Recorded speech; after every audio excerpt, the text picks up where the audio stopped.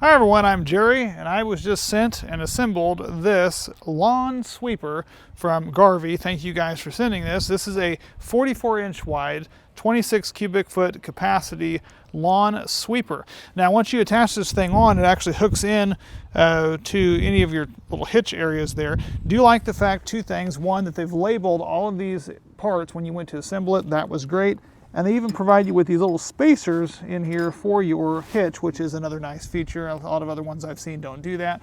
You also have the adjustability of the angle. Depending on your terrain and what you're trying to pick up, you can loosen this and raise or lower the sweeper portion. That is a nice feature as well. So that way you make sure you get it exactly where you want to have it. I'm going to go and lower it down a little bit more here.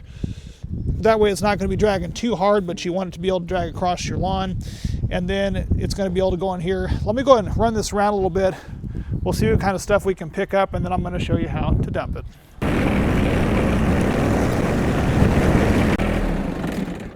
So even just driving around just a little bit, you can see all of the stuff this thing has collected. Just one path.